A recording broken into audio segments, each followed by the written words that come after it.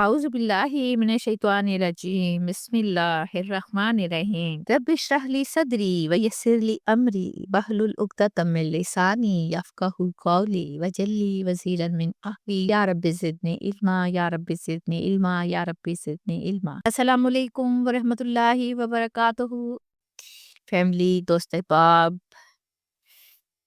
شہزادے اسٹوڈینٹس میرے dear teachers آپ سب کیسے ہیں؟ مجھے امید ہے آپ خوش و خرم ہوں گے، اچھی صحت کے ساتھ ہوں گے۔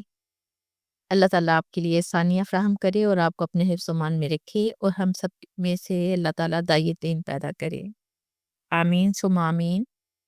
آئیے لیسن کی طرف چلتے ہیں۔ پچھلی آیات میں جب آپ نے تبوک جانے کے لیے مسلمانوں کو جہاد کے لیے کہا تو ان میں سستی آنے لگی، بہانے کرنے لگے۔ اللہ تعالیٰ نے فرمایا کہ کامیابی صرف تمہاری ہی وجہ سے نہیں ہے۔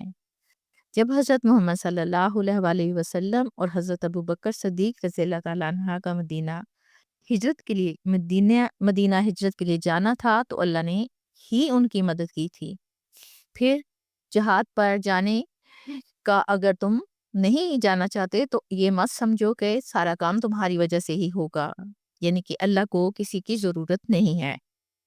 آیت نمبر 42 پڑھتے ہیں۔ 42 ہی ہے جی۔ لاؤ کانا اگر ہوتا آرادن قریباً مال جلدی مل جانے والا، منافقوں کی بات ہو رہی ہے، وہ سفرن قاصدن اور سفر درمیان نہ ہوتا، زیادہ لمبا نہ ہوتا، مطلب لتبیو کا تو ضرور پیروی کرتے وہ آپ کی، ولیکن بعدت اور لیکن دور ہو گئی، علیہم الشقہ ان پر مسافت، وسیحلفون باللہ اور ان قریب وہ قسمیں کھائیں گے اللہ کی، لا استطعنا اگر ہم استطاعت رکھتے، لخرجنا معکم ضرور ہم نکلتے آپ کے ساتھ، یہلکون انفسہم وہ ہلاک کر رہے ہیں اپنے آپ کو، واللہ یعلم اللہ جانتا ہے، انہم لکاذبون کہ بے شک وہ یقیناً جھوٹے ہیں۔ اس آیت میں بھی منافقین کی ہی بات کی گئی ہے، وہ لوگ جنہوں نے جہاد پر جانے کے لیے ہیلے بہانے بنائے تھے۔ اور یہ بات دیکھیں خاص طور پر منافقین کے بارے میں کہی گئی ہے۔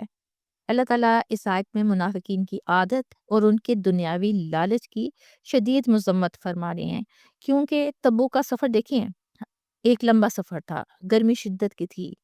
اس وقت منافقین نے جھوٹے بہانے اور عذر تراشی کی، حالانکہ ان کے پاس معذرت کرنے کے لیے کوئی معقول وجہ نہیں تھی۔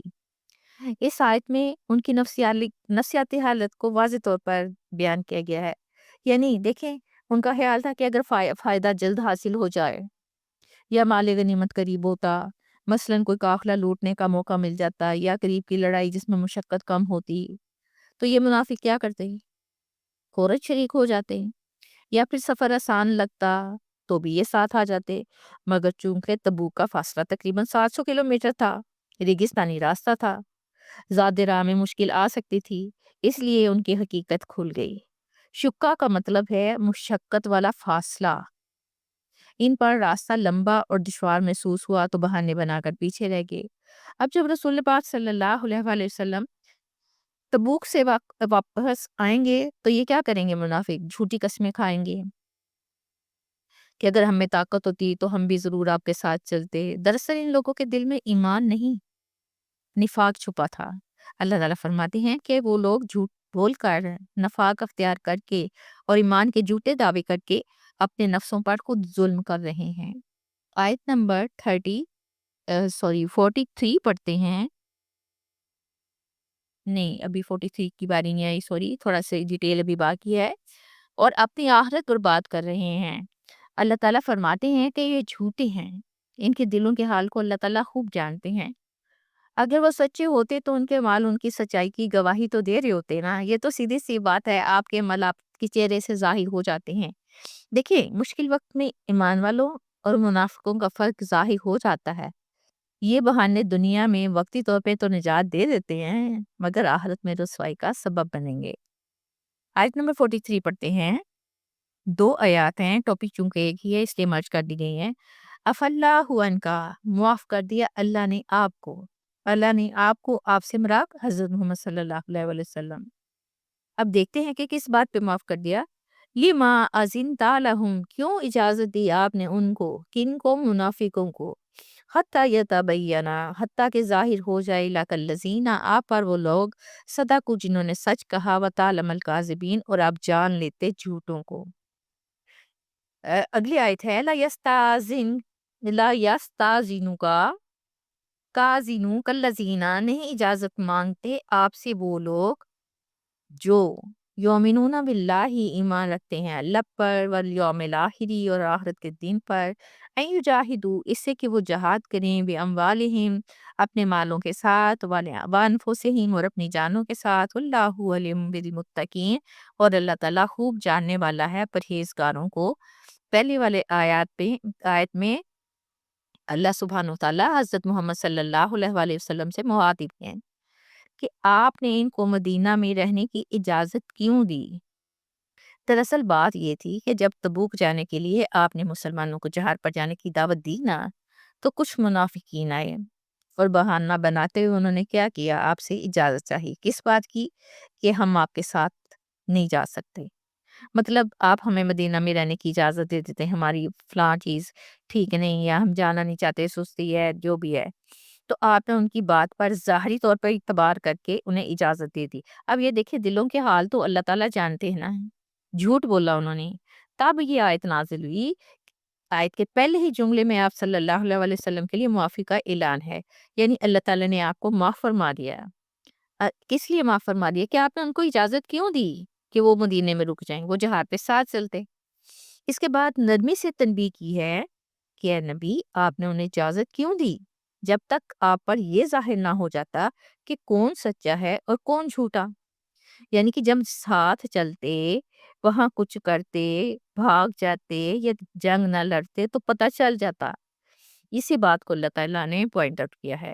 آیت نمبر 44 میں اللہ تعالیٰ فرماتے ہیں، دیکھیں منافقوں اور ایمان والوں میں واضح فرق ہے، یعنی جو لوگ سچے ہیں اور دل سے اللہ اور اس کے رسول کی اور رسول پر اور آخرت کے دن پر ایمان رکھتے ہیں، وہ جہاد ہو یا دین کا کوئی بھی فریضہ، پیچھے رہنے کے لیے اجازت نہیں مانگتے، بلکہ ان کے دل میں جو ایمان کی حرارت ہوتی ہے نا، اسی سے وہ خود بخود آگے بڑھتے ہیں۔ انہیں کہنے کی ضرورت نہیں ہوتی کہ جہاد آ گیا چلو ہمارے ساتھ، وہ خود ہی پتہ ہے انہیں اپنی ذمہ داریوں کا کہ کس وقت کیا کرنا چاہیے، اور جب رسول پاک بلا رہے ہوں تو لبیک، یعنی وہ صرف زبان سے نہیں بلکہ عمل سے ثابت کرتے ہیں کہ وہ واقعی ایمان والے ہیں۔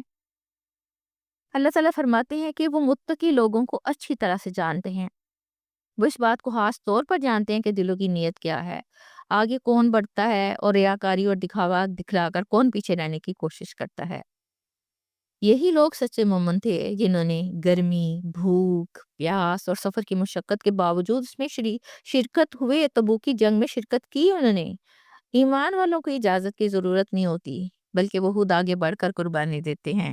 آیت نمبر 45 پڑھتے ہیں، انما یستاذنک الذین، بے شک صرف اجازت مانگتے ہیں آپ سے وہ لوگ، کون لوگ؟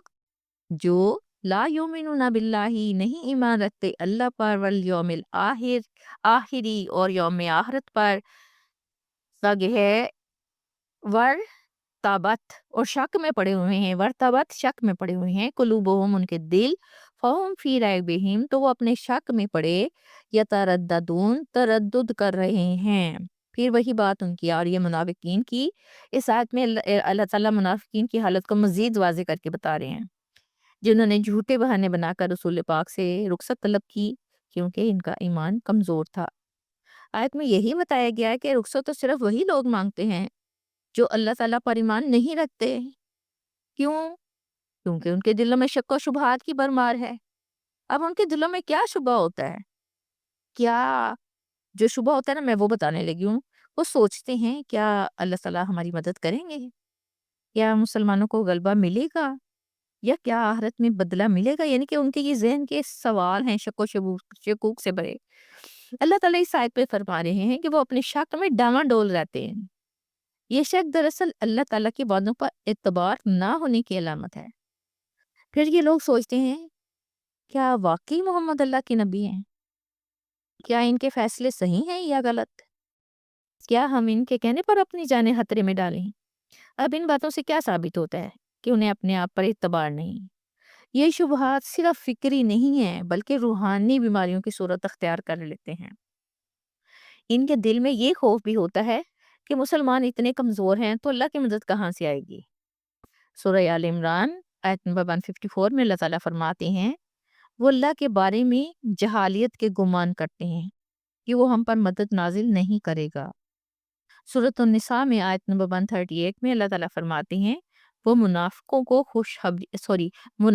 خوشخبری دے دو کہ ان کے لیے دردناک عذاب ہے کیونکہ دل سے نہیں مانتے کہ آخرت واقع ہوگی۔ میری بات سمجھ گئے ہوں گے آپ۔